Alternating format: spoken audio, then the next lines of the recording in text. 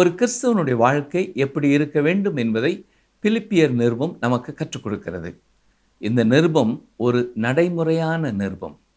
நேரிடையாக நாம் வாழும் வாழ்க்கையை இது தொடுகிறது.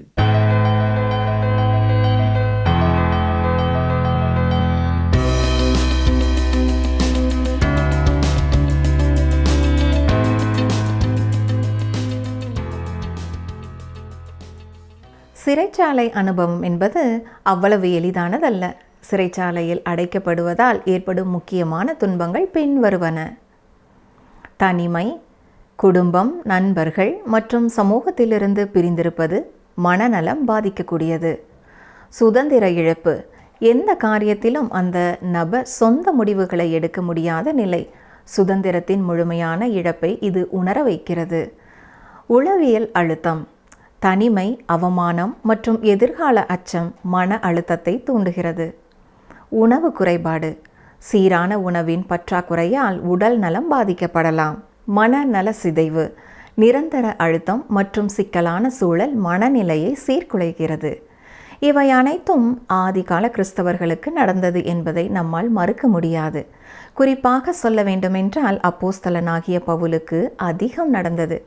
இவ்வாறாக அப்போஸ்தலனாகிய பவுல் சிறைச்சாலையில் இருக்கும் பொழுது சில நிருபங்களை எழுதுகிறார். அதில் முக்கியமான நிருபம் பிலிப்பியர் ஆகும்.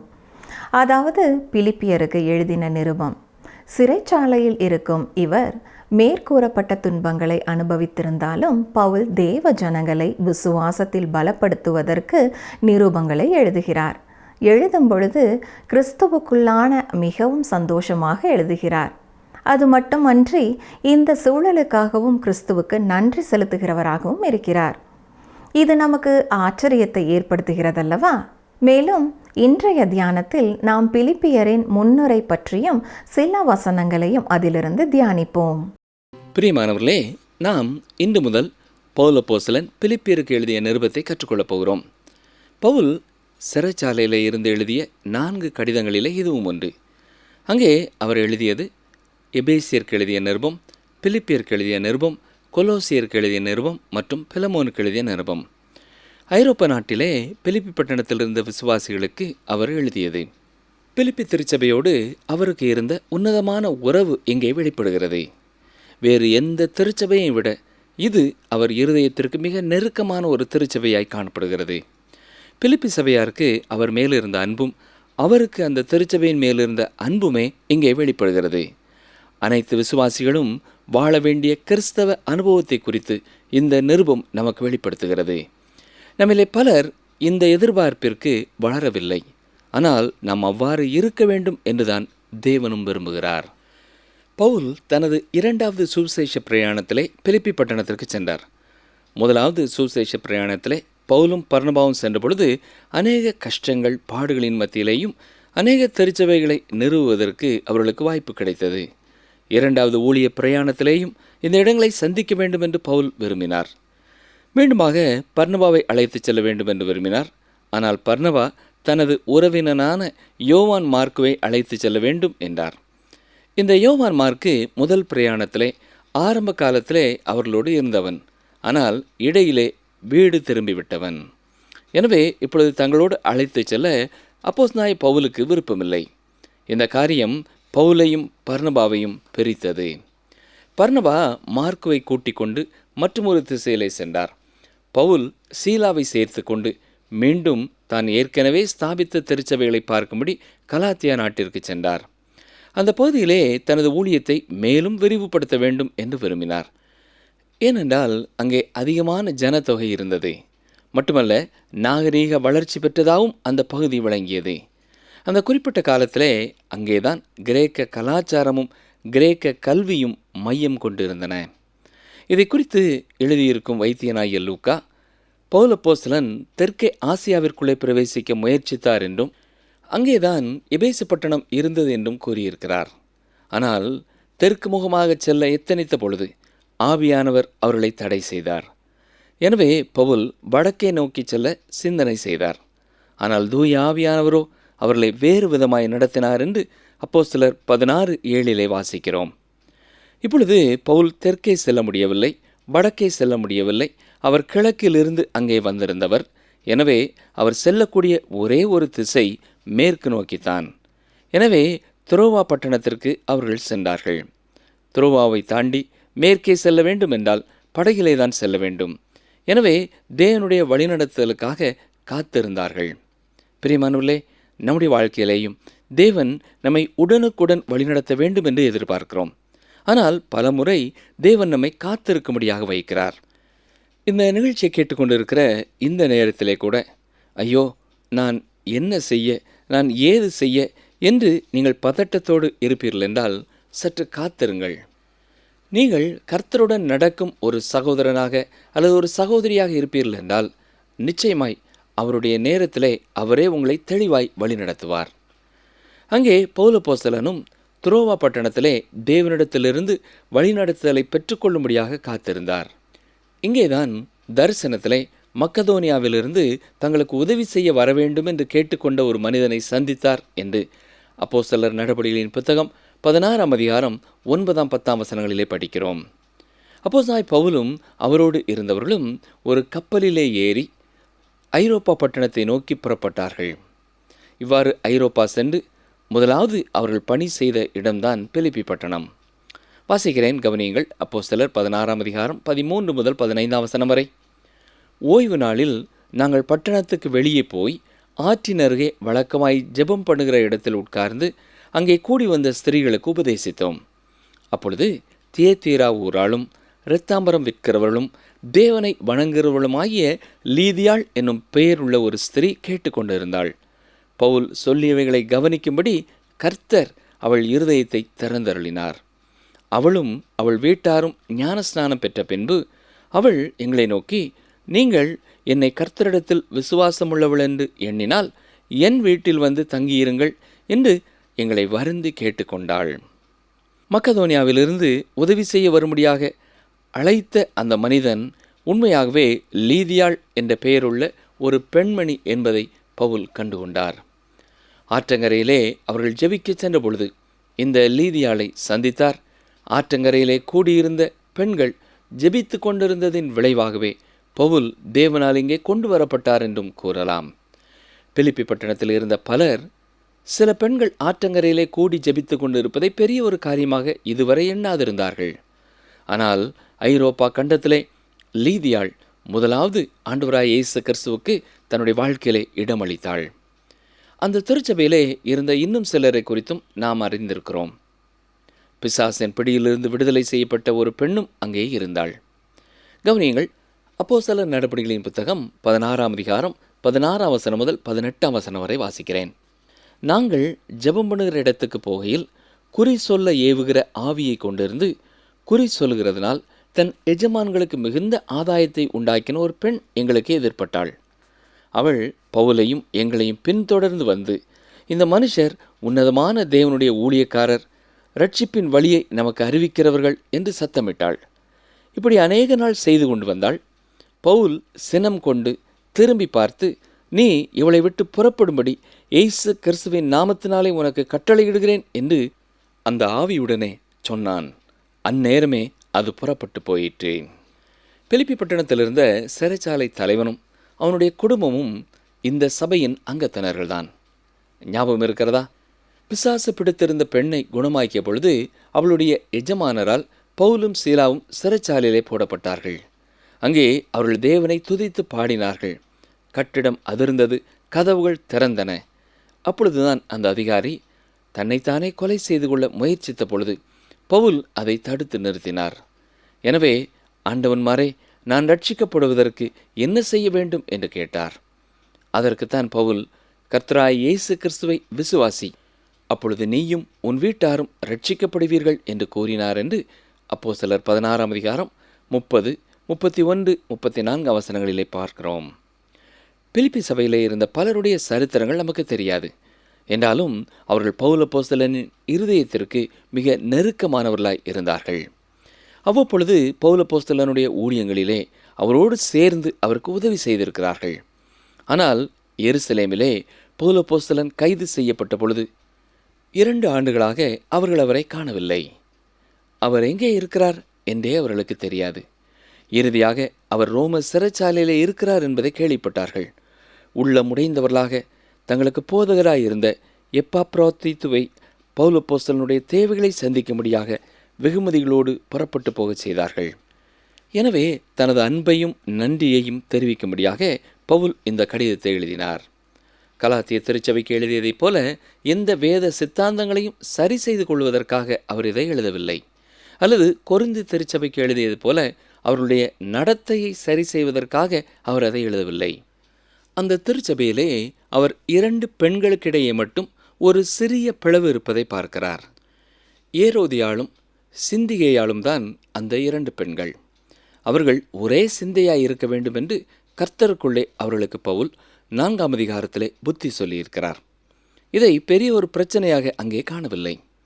ஒரு கிறிஸ்தவனுடைய வாழ்க்கை எப்படி இருக்க வேண்டும் என்பதை பிலிப்பியர் நிருபம் நமக்கு கற்றுக் கொடுக்கிறது. இப்பொழுது நாம் பிலிப்பியர் 1ஆம் அதிகாரத்திற்குள்ளே கடந்து செல்வோம். இந்த நிருபம் ஒரு நடைமுறையான ஒரு நிருபம். நேரடியாக நாம் வாழும் வாழ்க்கையை இது தொடுகிறதா இருக்கிறது. எபேசியர் நிருபத்தை நாம் படிக்கும் பொழுது நாம் உன்னதங்களிலே வீற்றிருந்தது போல இங்கே உணர்கிறதில்லை. அனுதினமும் நம்முடைய வாழ்க்கை எப்படி இருக்க வேண்டும் என்பது தொடர்பாக இது இருக்கிறது. பிலிப்பியர் 1ஆம் அதிகாரம் 1ஆம் வசனம். இயேசு கிறிஸ்துவின் ஊழியக்காரராகிய பவுலும் தீமோத்தேயும் பிலிப்பி பட்டணத்தில் கிறிஸ்து இயேசுவுக்குள்ளான பரிசுத்தவான்கள் அனைவருக்கும் கண்காணிகளுக்கும் உதவிக்காரருக்கும் எழுதுகிறதாவது. இளம் ஊழியரான தீமோத்தேயுவையும் தன்னோடு இணைத்து கொண்டு பவுல் எழுதுகிறார். தீமோத்தேயுவின் மேல் பவுலுக்கு ஆழ்ந்த அன்பும் அக்கறையும் உண்டு. கிறிஸ்துவுக்காக பவுல் அப்போஸ்தலன் ஆயத்தம் பண்ணின ஒருவர்தான் தீமோத்தேயு. தொடர்ந்து அவர் ஊழியத்திலே பயிற்றுவிக்க உற்சாகப்படுத்த இளம் ஊழியர்களை கண்டுபிடிக்கிறவராயிருந்தார். நிகழ்ச்சியை கேட்டுக்கொண்டிருக்கிற எனக்கு அருமையான சகோதரனை சகோதரியே, நீங்களும் கர்த்தருடைய ஊழியத்திலே ஒரு முழு நேர ஊழியராக பணி செய்வீர்கள் என்றால், நீங்கள் எந்த வயதுள்ளவர்களாக இருந்தாலும் கர்த்தருடைய பணிக்கென இளைஞர்களை கண்டுபிடிக்க வேண்டியதும் அவர்களை உற்சாகப்படுத்த வேண்டியதும் பயிற்றுவிக்க வேண்டியதும் உங்கள் மேல் விழுந்த கடமை என்பதை மறந்து போகாதிருங்கள். நீங்கள் ஒரு போதகராக இருக்கலாம். உங்கள் திருச்சபையிலே கர்த்தருடைய ஊழியத்திலே வாஞ்சை உள்ள இளைஞர்களை கண்டுபிடிப்பீர்கள் என்றால், அவர்களையும் சிறந்த ஊழியராக வர உற்சாகப்படுத்த வேண்டியது, பயிற்சி அளிக்க வேண்டியது உங்கள் பொறுப்பு. நீங்கள் அவர்களை கண்டுகொள்ளவில்லை என்றால் அவர்களை உற்சாகப்படுத்தக்கூடிய மற்றும் ஒரு திருச்சபைக்கு அவர்கள் சென்று விடுவார்கள் என்பதை நீங்கள் மறந்து போகக்கூடாது. எத்தனையோ நூற்றாண்டுகளாக பவுல் அப்போஸ்தலனுடைய பெயர் இந்த பூமியிலே உச்சரிக்கப்படுகிறது. எங்கெல்லாம் பவுல் அப்போஸ்தலனை குறித்து பேசப்படுகிறதோ அங்கெல்லாம் தீமோத்தேயுவை குறித்தும் பேசப்படுகிறது. அதற்கு காரணம் யார்? அப்போஸ்தலனாகிய பவுல்தான். பிலிப்பியர் 1ஆம் அதிகாரம் 1ஆம் வசனத்திலே இயேசு கிறிஸ்துவின் ஊழியக்காரர் என்று தன்னை குறிப்பிடுகிறார். பவுல் தன்னையும் தீமோத்தேயுவையும் கர்த்தருடைய அடிமைகளாகவே அவர் அடையாளப்படுத்திக் கொள்கிறார். ஊழியர் என்று இந்த இடத்திலே பயன்படுத்தி இருக்கின்ற வார்த்தைக்கான கிரேக்க வார்த்தை வாழ்நாள் முழுவதும் அடிமையாய் இருப்பதை குறிக்கும் வார்த்தையாயிருக்கிறது. கலாத்தியர் நிருபத்திலே அவர் தன்னை குறித்து சொல்லும் பொழுது தான் ஒரு அப்போஸ்தலன் என்பதை மிக தெளிவாக விளக்கினார்.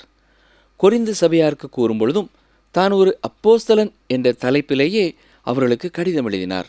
ஏனென்றால் அவர் திட்டமாய் ஒரு அப்போஸ்தலன் என்பதை அவர்கள் அறிந்து கொள்ள வேண்டியவர்களாய் இருந்தார்கள்.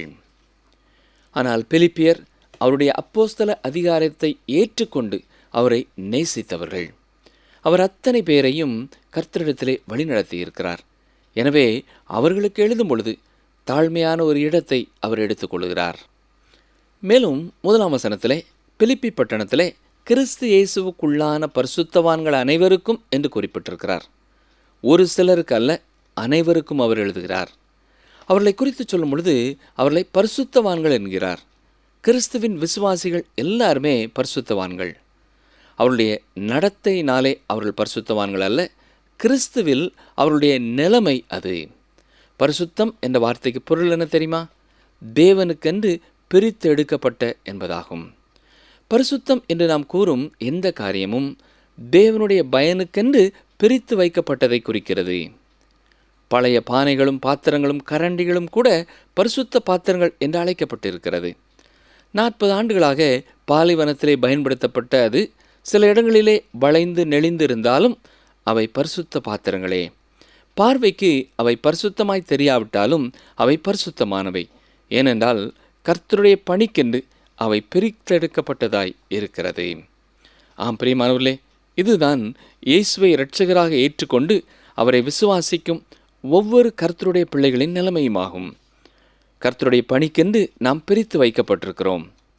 இங்கே பரிசுத்தவான்கள் கிறிஸ்துவுக்குள்ளானவர்களாய் இருந்தார்கள். நீங்களும் கிறிஸ்துவின் மேல் விசுவாசம் வைக்கும் பொழுது பரிசுத்த ஆவியானவர் உங்களுக்குள் வந்து வாசம் பண்ணுகிறார். அந்த பரிசுத்த ஆவியானவரே உங்களை கிறிஸ்துவின் சரீரத்திற்குள் ஞான ஸ்நானம் கொடுக்கிறார்.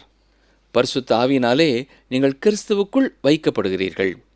இந்த பரிசுத்தவான்கள் கிறிஸ்துவுக்குள் இருந்தார்கள். அவர்கள் பிலிப்பி பட்டணத்திலே இருந்தார்கள்.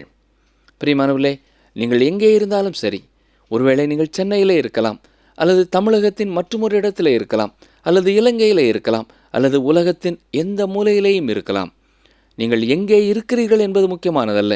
ஆனால் நீங்கள் கிறிஸ்துவுக்குள் இருக்கிறீர்களா இல்லையா என்பது மிக முக்கியமான ஒன்று. புதிய ஏற்பாட்டிலே நாம் பார்க்கும் முக்கியமான வார்த்தைகளிலே ஒன்று கிறிஸ்துவுக்குள் என்பதாகும். எப்பொழுது நீங்கள் கிறிஸ்துவுக்குள் இருக்கிறீர்கள்?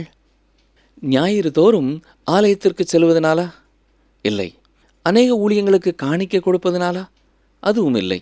உங்கள் பாவ வாழ்க்கையோடு கூட நீங்கள் பரிசுத்தமான தேவனோடு வாழ முடியாது என்பதை உணர்ந்து இயேசு கிறிஸ்து உங்கள் பாவத்திற்கான தண்டனையை ஏற்றுக்கொண்டார் என்பதை விசுவாசித்து அவருக்கு உங்கள் உள்ளத்தில் இடமளிக்கும் பொழுது நீங்கள் கிறிஸ்துவுக்குள் வருகிறீர்கள்.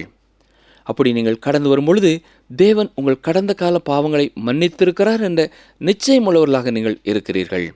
ரட்சிப்பின் சந்தோஷம் எப்பொழுதும் உங்களுக்கு இருக்கும். அது மட்டுமல்ல, 2 கொரிந்தியர் 5:17 வாசிப்பது போல நீங்கள் புதிய சிருஷ்டிகளாகவும் இருக்கிறீர்கள். கிறிஸ்து இயேசுவுக்குள்ளே கடந்து வராதவர்களை குறித்த அக்கறையும் மனபாரமும் உள்ளவர்களாய் நீங்கள் இருப்பீர்கள். மேலும் திருச்சபையில் உள்ள கண்காணிகளுக்கும் உதவிக்காரர்களுக்கும் எழுதுகிறதாவது என்று 1 பவுல் சொல்கிறார். இந்த கண்காணி என்கிற வார்த்தை தான் பேராயர் என்னும் ஒரு வார்த்தையாகும். அது ஒரு வேலையை குறிக்கிறது. அதாவது மேற்பார்வை செய்கிறவர் அல்லது ஒரு மேய்ப்பன் எனப்படுகிறார். உதவிக்காரர்கள் என்பது திருச்சபையில் உள்ள மூப்பர்களை குறிக்கிறது. அவர்கள் ஆவிக்குரிய வாழ்க்கையிலே முதிர்ச்சி பெற்றவர்களாய் இருக்கிறார்கள். அவர்கள் மற்றொரு வேலையை செய்கிறவர்களாய் இருக்கலாம். ஆனால் ஆவிக்குரிய வாழ்க்கையிலே அந்த திருச்சபையிலே ஒரு சாட்சியான வாழ்க்கையை வாழ்கிறவர்களாய் இருக்கிறார்கள். நிகழ்ச்சி கேட்டுக்கொண்டிருந்த எனக்கு அருமையான சகோதரனே, அருமையான சகோதரியே, அப்போஸ்தலனாகிய பவுல் பாடுகளின் மத்தியிலே, கஷ்டங்களின் மத்தியிலே அருமையான திருச்சபைகளை நிறுவினார்.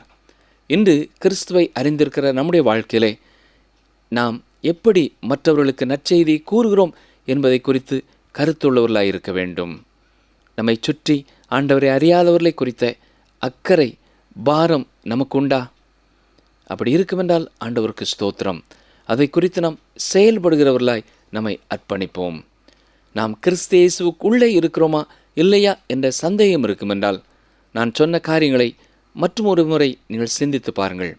ஆண்டவராய் இயேசு கிறிஸ்துவை உங்கள் இரட்சகராக நீங்கள் ஏற்றுக்கொண்டிருக்கிறீர்களா? அவர் உங்கள் பாவங்களை மன்னித்திருக்கிறார் என்ற நிச்சயத்தோடு அடிக்கடி அவருக்கு ஸ்தோத்திரம் செலுத்துகிறீர்களா? அது மட்டுமல்ல, உங்கள் வாழ்க்கையிலே நீங்கள் கிறிஸ்துவுக்கு முன் கிறிஸ்துவுக்கு பின் என்ற 2 காலகட்டத்தை காணக்கூடியவர்களாக இருக்கிறீர்களா என்பதையும் சிந்தித்து பாருங்கள். கிறிஸ்து இயேசுவுக்குள் நீங்கள் கடந்து வரும் பொழுது அவர் உங்கள் மூலமாய் வாசம் செய்கிறதுனாலே நீங்கள் வித்தியாசமானவர்களாக, பிரித்தெடுக்கப்பட்டவர்களாக, பழையவைகள் எல்லாம் ஒழிந்தவர்களாக, புதிய ஒரு வாழ்க்கை பெற்றவர்களாக நீங்கள் வாழ முடியும். ஒருவேளை அப்படிப்பட்ட அனுபவம் இல்லை என்றால், ஆண்டவரே, நான் உமக்குள்ளே வாழும் ஒரு வாழ்க்கையை எனக்கு தாரும் என்று கேளுங்கள். ஆண்டவரே, என்னை எனக்கு காட்டும், நான் என்ன நிலையிலே இருக்கிறேன் என்பதை நான் புரிந்து கொள்ள எனக்கு உதவி செய்யும் என்று கேளுங்கள். கிறிஸ்து உங்களிலே வாழ அவருக்கு இடம் கொடுங்கள். ஜெபிப்போமா? எங்களை அதிகமாய் நேசிக்கிற எங்கள் அன்பின் பரமபிதாவே, அப்போஸ்தலனாகிய பவுல் மூலமாக பிலிப்பி பட்டணத்திலே நீர் ஏற்படுத்திய அந்த அருமையான திருச்சபைக்காக நாங்கள் உமக்கு நன்றி செலுத்துகிறோம். அந்த திருச்சபை ஒரு முன்மாதிரியான திருச்சபையாக இருந்திருப்பதற்காக உமக்கு ஸ்தோத்திரம் செலுத்துகிறோம். அவர்கள் எல்லாரும் கிறிஸ்து இயேசுக்குள்ளான பரிசுத்தவான்களாக இருந்தது போல நாங்களும் உமக்குள்ளே உமக்கென்று பிரித்தெடுக்கப்பட்டவர்களாக இந்த உலகத்திலே வாழ உதவி செய்யும். இந்த நிகழ்ச்சியை கேட்டுக்கொண்டிருக்கிற சகோதரர்கள், சகோதரிகள் எந்தெந்த நிலைமையில் வாழ்ந்தாலும் அவர்கள் பிரித்தெடுக்கப்பட்டவர்களாய் உமக்கு சாட்சியாய் வாழ நேரே அருள் புரிய வேண்டும் என்று சொல்லி நாங்கள் ஜெபிக்கிறோம். எல்லா திருச்சபைகளுக்கும் மெய்ப்பர்களாய் இருக்கும் பொறுப்பில் இருக்கிற ஊழியக்காரர்களை இந்த நேரத்தில் நாங்கள் நினைவு கூறுகிறோம் ஐயா. ஒவ்வொருவரும் தாங்கள் எந்த நிலைமையிலே அழைக்கப்பட்டிருக்கிறோம் என்பதை உணர்ந்தவர்களாய் தங்களுடைய பணிகளை உம்முடைய நாம மகிமைக்காகவும் உண்மையாகவும் செயல்படுத்த நேரே அவர்களுக்கு உதவி செய்ய வேண்டும் என்று சொல்லி நாங்கள் ஜெபிக்கிறோம். திருச்சபைகளிலே முன்மாதிரியாய் வாழும்படியாக நீர் அழைத்திருக்கிற மூப்பர்களுக்காக, விசுவாசிகளுக்காக, முதிர்ச்சி பெற்ற கிறிஸ்தவ விசுவாசிகளுக்காக நாங்கள் உமக்கு நன்றி செலுத்துகிறோம். அவர்கள் ஒவ்வொருவரும் எந்த வேலை செய்து கொண்டிருந்தாலும் திருச்சபையிலே செய்யும் கடமைகளை உண்மையோடும் உமக்கு சாட்சியாகவும் உமக்கு பயந்து நிறைவேற்ற நேரே ஒவ்வொரு நாளும் துணை செய்ய வேண்டும் என்று சொல்லி நாங்கள் வேண்டிக் கொள்கிறோம். தொடர்ந்து இந்த பிலிப்பியர் நிருபத்தை நாங்கள் கற்றுக்கொள்ளும் பொழுது எங்கள் நடைமுறை வாழ்க்கைக்கு தேவையான சத்தியங்களை அனுதினமும் படித்து கொள்ள அதற்கு கீழ்ப்படிய நீரே எங்களுக்கு துணை செய்யும். இயேசு கிறிஸ்துவின் நாமத்தினாலே மனத்தாழ்மையோடு வேண்டிக் கொள்கிறோம் பிதாவே, ஆமேன். கிறிஸ்தவுக்குள் பிரியமானவர்களே, இன்றைய நிகழ்ச்சியை நீங்கள் முழுவதுமாக கேட்டிருப்பீர்கள் என்று நாங்கள் நம்புகிறோம். இன்றைய தியானத்தில் நாம் பார்த்தபடி பவுலுக்கும் பிலிப்பு சபைக்கும் இடையேயான உறவு நல்ல உறவாக இருந்தது போல நமக்கும் பிறருக்கும் இடையேயான உறவு மிகவும் பலம் வாய்ந்ததாக இருக்க வேண்டும். பின்னதாக முக்கியமான ஒரு விஷயத்தையும் நாம் தியானித்தோம். பவுல் எப்படி தேவனின் வழி நடத்துதலுக்காக காத்திருந்தாரோ அதே போல நாமும் நம் வாழ்க்கையில் தேவனுடைய வழி நடத்துதலுக்காக காத்திருக்கிறவர்களாக இருக்க வேண்டும். நாம் அவசரப்பட்டு விடாமல் செய்கிற செய்கைகளை ஆராய்ந்து அறிந்து அது தேவனுக்கு சித்தமானதா என்பதை யோசித்து பார்த்து செய்ய வேண்டும் என்பதை இன்றைய தியானத்தின் மூலம் நாம் கற்றுக்கொண்டோம். ஆம் பிரியமானவர்களே, நாம் உண்மையாகவே தேவனுடைய சித்தத்தை, அவருடைய சத்தத்தை கேட்டு செய்கிறோமா, அல்லது நம்முடைய விருப்பத்தை நமக்கு தோன்றினது போல செய்கிறோமா என்பதை ஆராய்ந்து பார்ப்போம். பின்னர் லீதியாளை குறித்து பார்க்கும் பொழுது அவள் தேவனுக்கு தன்னுடைய வாழ்க்கையை முதலாவதாக திறந்து கொடுத்தாள். இதை போல நாமும் கிறிஸ்துவுக்குள்ளாக முதலாவது முக்கியத்துவம் கொடுப்பதற்கு கடமைப்பட்டவர்களாக இருக்கிறோம். நன்றாக சிந்தித்து பாருங்கள், நாம் நம் வாழ்வில் அப்படி செய்கிறோமா இல்லையா? அது மட்டுமல்லாமல் பவுல் எப்படி தீமோத்தேயுவை பயிற்சி கொடுத்து ஊழியக்காரனாக வைத்தாரோ அதே போல நாமும் நமக்கு பின்வரும் சந்ததியினரை கிறிஸ்துவுக்குள்ளாக வழி நடத்துகிறோமா? அப்படி வழி நடத்தினால் அவருக்கான சீஷர்களாக மாற்றுகிறோமா என்பதை ஆராய்ந்து பார்ப்போம். பிலிப்பியர் 1:5 நாம் தியானிக்கும் பொழுது சந்தோஷம் என்கிற வார்த்தையை நாம் பார்த்தோம். அதில் ஐயா அவர்கள் கூறியபடி சந்தோஷம் என்கிற வார்த்தை 9 முறையும் இயேசு என்கிற வார்த்தை 40 முறையும் அதிகமான வார்த்தைகளாக இந்த பிலிப்பியர் நிருபத்திலே வந்திருக்கிறது என்பதை கேட்டோம். இதன் மூலமாக என்ன கற்றுக்கொண்டோம்? நம்முடைய சந்தோஷம் இயேசுவின் மூலம் வருகிற சந்தோஷமாக இருக்க வேண்டும் என்பதை நாம் கற்றுக்கொண்டோம். இதன் மூலம் நாம் என்ன ஆராய்ந்து பார்க்க வேண்டும்? நாம் நம் வாழ்வில் அனுபவிக்கின்ற சந்தோஷங்கள் உண்மையாகவே இயேசுவிடமிருந்து வருகின்ற சந்தோஷங்களா, அல்லது நாம் நமக்காகவே ஏற்படுத்தி கொள்ளும் அன்றைக்கான தற்கால சந்தோஷங்களா என்பதை சிந்தித்து பாருங்கள். ஆகவே பிரியமானவர்களே, இன்றைய நிகழ்ச்சியின் மூலமாக நாம் பிறருக்குள்ளான உறவில் நன்றாக பலப்பட வேண்டும். நாம் கிறிஸ்துவினுடைய வழிகாட்டுதலுக்காக காத்திருக்க வேண்டும். மற்றும் நம்முடைய சந்தோஷமானது கிறிஸ்துவுக்குள்ளாக வளர்கிற சந்தோஷமாக இருக்க வேண்டும் என்பதை நாம் மறந்து விடாமல் அனுதினமும் இதை நாம் பின்பற்ற முயற்சிப்போமாக. கர்த்தர் உங்கள் முன்னே போவார். இஸ்ரவேலின் தேவன் உங்கள் பிறகே உங்களை காக்கிறவராயிருப்பார். ஏசாயா 52:12.